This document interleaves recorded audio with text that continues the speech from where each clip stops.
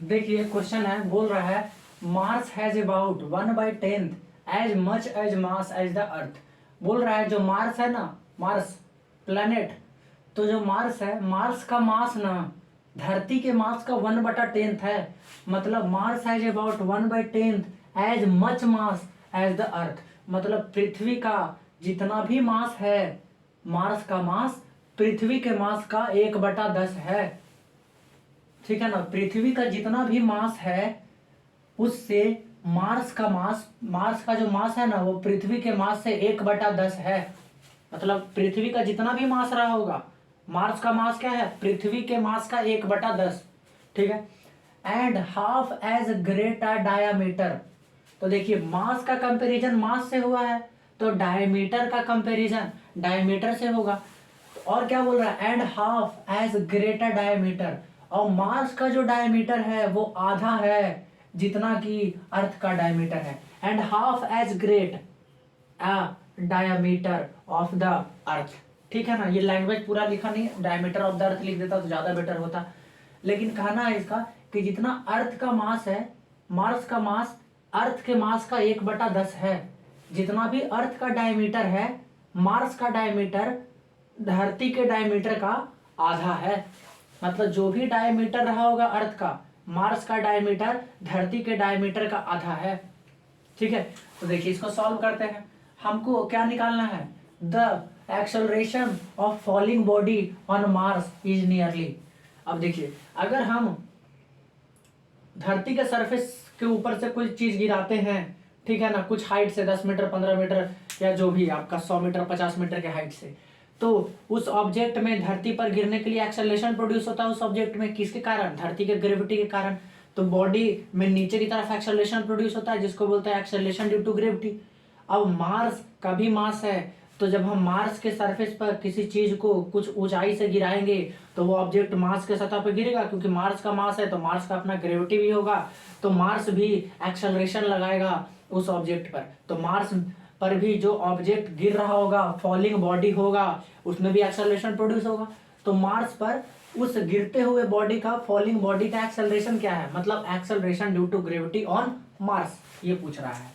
देखिए अगर हम मान लें, अर्थ का, तो अर्थ का अगर हम, अर्थ का मास अगर हम m मान लें, अर्थ का मास अगर हम m मान लें, और अर्थ का रेडियस अगर हम r मान लें, ठीक है ना, मान लेते हैं कि धरती का मास m है और धरती का रेडियस r है, और जो मार्स है, तो बताइए धरती पर एक्सेलरेशन ड्यू टू ग्रेविटी क्या होगा। तो धरती पर एक्सेलरेशन ड्यू टू ग्रेविटी को g से डिनोट करते हैं। तो एक्सेलरेशन ड्यू टू ग्रेविटी का फॉर्मूला क्या है, जिसमें मास और रेडियस आए, तो g into M by R square, ये होता है फॉर्मूला, g बराबर G M by R square.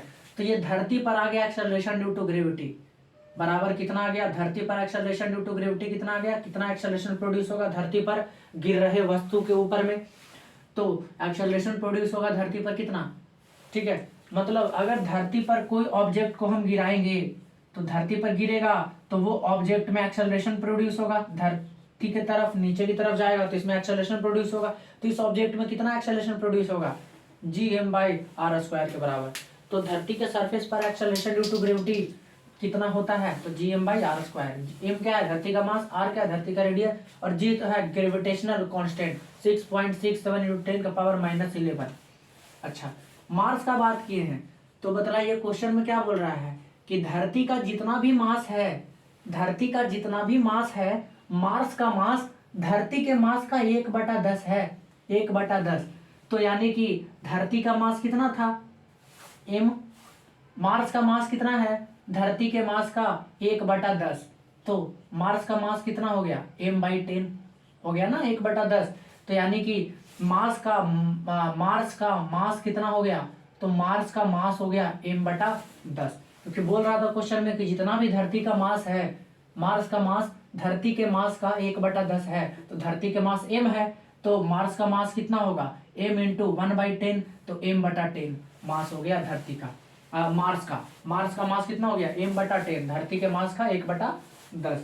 Radius निकालते हैं। अच्छा, डायरेक्ट रेडियस में तो नहीं दे रखा था। अच्छा ये बतलाइए इसका डायमीटर हम मान लेते हैं डी था। कितना डायमीटर था? डी। इसका डायमीटर क्या है? डी है, मान लेते हैं डी धरती का। तो आप बताइए क्वेश्चन में क्या बोल रहा है कि जितना डायमीटर होगा धरती का उससे आधा डायमीटर होगा किसका? मार्स का। तो हम बोल सकते हैं अगर डायमीटर आधा है तो जितना भी रेडियस रहा होगा धरती का, मार्स का भी रेडियस आधा ही रहा होगा, क्योंकि अगर डायमीटर में आधा है तो मार्स रेडियस में भी आधा ही होगा। नहीं, देखिए जैसे एक एग्जांपल लेके समझते हैं। हम मान लेते हैं कि ये धरती है और ये आपका मार्स है, ठीक है ना। तो देखिए धरती का डायमीटर कितना मान लेते हैं? डी मान लेते हैं। धरती का डायमीटर कितना मान लेते हैं? डी। ये डायमीटर है, धरती का डायमीटर क्या है? डी। मार्स का डायमीटर क्या है? तो क्या बोला है क्वेश्चन में कि जितना धरती का डायमीटर है ना, मार्स का डायमीटर कितना है? d/2। मार्स का डायमीटर कितना है? धरती के डायमीटर का आधा। तो मार्स का डायमीटर कितना है? जितना भी धरती का डायमीटर है ना उसका d/2 है। तो मार्स का डायमीटर क्या है? आधा, ठीक है। तो रेडियस बताइए, धरती का रेडियस क्या होगा? धरती का रेडियस, तो धरती का रेडियस क्या हो जाएगा? धरती का रेडियस तो हो जाएगा कितना? d/2। धरती का रेडियस क्या हो जाएगा? d/2, क्योंकि डायमीटर के आधा होता है रेडियस, डायमीटर का आधा होता है रेडियस। तो धरती का रेडियस, अर्थ का डायमीटर कितना माने थे? d। तो धरती का रेडियस कितना होगा? रेडियस तो होता है डायमीटर का आधा, तो धरती का रेडियस कितना हो गया? d/2।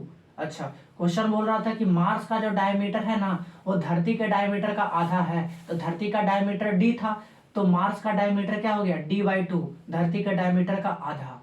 अच्छा, ये d/2, ये d/2 है क्या? तो ये d/2 तो धरती का रेडियस दिख रहा है हमको। ये d/2 क्या है? धरती का रेडियस। मतलब हम बोल सकते हैं कि जो डायमीटर है, जो आपका रेडियस है धरती का, जो रेडियस है धरती का वो डायमीटर है किसका? मार्स का। जो रेडियस है धरती का वो डायमीटर है किसका? मार्स का। तो देखिए धरती का डायमीटर डी माने थे, तो धरती का रेडियस हो गया d/2, और मार्स का डायमीटर कितना हो गया? तो धरती का डायमीटर का आधा है, तो मार्स का डायमीटर d/2। और d/2 क्या है? d/2 तो धरती का रेडियस है, d/2, ठीक है। तो हम बोल सकते हैं कि मार्स का डायमीटर क्या हो गया? r। और r क्या था? r तो रेडियस था धरती का। मतलब जितना भी धरती का रेडियस रहा होगा वही तो डायमीटर बनेगा मार्स का। लेकिन हमको तो रेडियस चाहिए, तो रेडियस क्या होगा मार्स का? तो मार्स का रेडियस क्या होगा? तो मार्स रेडियस क्या होता है? डायमीटर का आधा। और मार्स का रेडियस है कितना? मार्स का डायमीटर रेडियस क्या होता है? डायमीटर का आधा। तो मार्स का डायमीटर कितना है? r है। मार्स का डायमीटर d/2 है, और ये d/2 किसके बराबर है? r के बराबर। तो हम ये भी बोल सकते हैं कि मार्स का डायमीटर r है, और r क्या है? धरती का रेडियस। तो मार्स का डायमीटर अगर r है तो मार्स का रेडियस क्या होगा? डायमीटर का आधा। तो मार्स का डायमीटर है r, तो मार्स का रेडियस क्या हो जाएगा? r/2, क्योंकि डायमीटर का आधा होता है रेडियस। मतलब मार्स का रेडियस कितना निकल गया? मार्स का जो रेडियस निकल गया ना वो कितना निकल गया? r/2। मार्स का रेडियस कितना हो गया? r/2, क्योंकि हम जानते हैं अगर डायमीटर में मार्स आधा है धरती से तो रेडियस में भी आधा होगा धरती से, कि जितना भी डायमीटर है धरती का उसका आधा डायमीटर किसका है? मार्स का डायमीटर आधा है। अगर जितना भी रेडियस होगा धरती का उसका आधा रेडियस होगा मार्स का, और ये आपको बता भी थी एक्सप्लेन करके, ठीक है। तो बदलाइए, इस पे एक्सेलरेशन ड्यू टू ग्रेविटी कितना आएगा मार्स पर? तो मार्स पर एक्सेलरेशन ड्यू टू ग्रेविटी हम मान लेते हैं g on Mars. g on Mars मतलब acceleration due to gravity of a falling body, ठीक है, ऑन मार्स। तो एक्सेलरेशन का तो formula, acceleration due to gravity का तो फॉर्मूला ही रहना है gm/r²। लेकिन g तो कांस्टेंट है तो इस पे भी g रहेगा। मास, यहाँ धरती पे एक्सेलरेशन निकाल रहे थे गिरते हुए वस्तु का, ठीक है ना, लेकिन यहाँ तो हम मार्स का निकाल रहे हैं, तो धरती पे निकाल रहे हैं तो धरती का मास, मार्स पे निकाल रहे हैं तो मास का मास कितना है? m/10 तो gm हो गया। और फॉर्मूला में होता है एक्सेलरेशन ड्यू टू ग्रेविटी का फॉर्मूला क्या होता है? gm/r²। जिस प्लैनेट पे खड़े हैं उसका मास और जिस प्लैनेट पे खड़े हैं उसका रेडियस। तो मार्स पे निकाल रहे हैं एक्सेलरेशन ड्यू टू ग्रेविटी, तो मार्स का मास m/10, क्योंकि मास इतना ही है मार्स का, और मार्स का रेडियस का स्क्वायर। मार्स का रेडियस कितना है? r/2, तो r/2 का स्क्वायर, फॉर्मूला तो ही रहना है। तो ये हो गया मास पर acceleration due to gravity, Gm/r²। Mass था m/2 तो मास की जगह पे m/10 लिखा गया। रेडियस था r/2 मास का, तो रेडियस की जगह पे r/2 का स्क्वायर लिखा गया, क्योंकि रेडियस का स्क्वायर होता है फॉर्मूले में। अच्छा, अब सॉल्व करते हैं हम लोग, ठीक है ना। अब देखिए इधर इरेज कर देते हैं, क्योंकि ये तो आप समझ गए होंगे, ठीक है। अब देखिए इसको सॉल्व करते हैं। तो हमको निकालना है मार्स पर गिरते हुए वस्तु में कितना एक्सेलरेशन प्रोड्यूस होगा, यानी कि जी ऑन मार्स पूछना है हमको।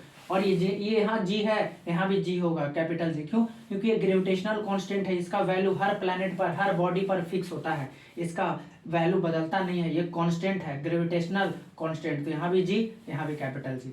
अच्छा, इसको सॉल्व करते हैं। तो ऊपर में कितना है, Gm/10 लिख सकते हैं, 10 ये टोटल में आ गया नीचे। ये बड़ा वाला डिवाइड था, इसको Gm/10 था, तो Gm में टोटल पे 10 लिख सकते हैं नीचे। ये बड़ा वाला डिवाइड था, तो बड़ा वाला डिवाइड। r का स्क्वायर मतलब r², नीचे में 2 है तो 2 का स्क्वायर 4, क्योंकि r टोटल में स्क्वायर है तो r का स्क्वायर, और नीचे में बाई 4, 2 का स्क्वायर तो 4, ठीक है। ये 4 कहाँ जाएगा, ऊपर जाएगा Gm के पास। ये r² कहाँ जाएगा, 10 के बगल में, ये तो मैथ है। तो Gm into 4, Gm into 4, 10 into r²। क्या हम इसको ऐसे लिख सकते हैं, 4/10, 4/10 को एक साथ कर लेते हैं, 4/10 को एक साथ कर लेते हैं, और Gm/r² को एक साथ कर लेते हैं, Gm/r² को एक साथ कर लेते हैं। Gm/r है ना स्क्रीन पर, Gm/r² को क्या कर लेते हैं, एक साथ। और हमको पता है कि मास पर acceleration due to gravity on falling body कितना आ गया, 4/10 इंटू Gm/r²। और G क्या था, ग्रेविटेशनल कांस्टेंट। M क्या था, M तो मास था धरती का। R क्या था, R तो रेडियस था धरती का। तो क्या आपको Gm/r² कुछ दिख रहा है, Gm/r² किसी का वैल्यू है? तो हाँ सर, Gm/r² तो एक्सेलरेशन ड्यू टू ग्रेविटी होता है। किसका एक्सेलरेशन ड्यू टू ग्रेविटी है, यहाँ धरती पर एक्सेलरेशन ड्यू टू ग्रेविटी निकाले हैं, धरती के सरफेस पर एक्सेलरेशन ड्यू टू ग्रेविटी। तो Gm/r² तो किसके बराबर है, तो Gm/r² बराबर है G ऑन अर्थ, मतलब acceleration due to gravity on earth. तो क्या हम Gm/r² के जगह पर acceleration due to gravity on earth put कर सकते हैं? तो यहाँ देखिए G ऑन मार्स था, इसको इधर सॉल्व करते हैं। G ऑन मार्स था तो हम निकाल दिए G on Mars. G on Mars बराबर कितना आया, 4/10, तो बराबर 4/10 लिखेंगे, ठीक है, 4/10 लिखेंगे, इंटू हमको लिखना चाहिए था Gm/r², 4/10 इंटू Gm/r², ठीक है ना, ये था, आया ना, G on Mars 4/10 into Gm/r²। Gm/r² किसका वैल्यू है, तो Gm/r² तो acceleration due to gravity on earth surface का वैल्यू है, मतलब G acceleration due to gravity on earth का वैल्यू है। तो क्या हम इसको ऐसे लिख सकते हैं, 4/10 into acceleration due to gravity on earth, क्योंकि इसका वैल्यू कितना है, इसका वैल्यू तो है acceleration due to gravity on earth, कि अर्थ पर कोई भी बॉडी गिरेगा तो उसमें एक्सेलरेशन प्रोड्यूस होगा, ये वाला जी ऑन अर्थ। तो देखिए 4/10 कितना हो गया, 2/10, 2/5, 2 जा 4 और 2 5 जा 10, तो 2/5 आ गया, इंटू ये जी on earth. Ji on earth का मतलब क्या है, acceleration due to gravity on earth surface. तो अर्थ के सरफेस के ज्यादा ऊंचाई में नहीं, मतलब 50-100 मीटर के डिस्टेंस तक एक्सेलरेशन ड्यू टू ग्रेविटी कितना आता है, धरती के सरफेस पर। तो धरती के सरफेस पर एक्सेलरेशन ड्यू टू ग्रेविटी, इस जी का वैल्यू तो फिक्स है। एक्सेलरेशन ड्यू टू ग्रेविटी का वैल्यू क्या होता है, 9.8 मीटर पर सेकेंड स्क्वायर। अरे धरती पर एक्सेलरेशन ड्यू टू ग्रेविटी का वैल्यू तो हम लोग यही लेते हैं, 9.8 मीटर पर सेकेंड स्क्वायर। तो ये जी ऑन अर्थ है ना, मतलब acceleration due to gravity on earth surface. तो कितना होता है acceleration due to gravity on earth surface, 9.8 metre पर सेकेंड स्क्वायर। इतना ही एक्सेलरेशन प्रोड्यूस करता है धरती गिरते हुए बॉडी पर, ठीक है ना। तो 9.8 मीटर पर सेकेंड स्क्वायर का एक्सेलरेशन प्रोड्यूस करवाता है धरती का ग्रेविटी, ठीक है ना। जब धरती पर कोई ऑब्जेक्ट गिरता है उसमें एक्सेलरेशन इतना प्रोड्यूस होता है। तो acceleration due to gravity on earth surface, ठीक है। अच्छा ये क्या है, जी ऑन मार्स। हमको तो जी ऑन मार्स निकालना था, तो बस सॉल्व कर लेते हैं इसको। ये कितना आ गया, तो ये आपका आ गया 2 इंटू 9.8, 2 इंटू 9.8, तो कितना आ गया, 2 इंटू 9.8 को मल्टीप्लाई करेंगे तो 2 × 8 = 16, 2 × 8 = 16, ठीक है ना, ठीक है, 2 × 8 = 16, 9 दूनी 18, 1 19, अरे यार, ठीक है, ये तो GM/r² था, ठीक है, GM/r² था, 2 × 8 = 16, 2 × 9 = 18, 1 19, एक अंक के बाद पॉइंट था तो 19.6, नीचे में 5 था, ठीक है। अब जब 19.6 को 5 से डिवाइड दीजिएगा तो कितना होगा, पंतियाई 15, पॉइंट है, पॉइंट दे दिए, 4 और 6 बचा तो 5 × 45, ठीक है, फिर 1 बचा, 5 दूनी 10, तो 3.92 मीटर पर सेकेंड स्क्वायर, 3.92 मीटर पर सेकेंड स्क्वायर, मतलब धरती पर एक्सेलरेशन ड्यू टू ग्रेविटी, अगर धरती पर कोई भी बॉडी को हम गिराएंगे तो उस बॉडी, गिरते हुए बॉडी में कितना एक्सेलरेशन प्रोड्यूस होगा, तो 9.8 मीटर पर सेकेंड स्क्वायर।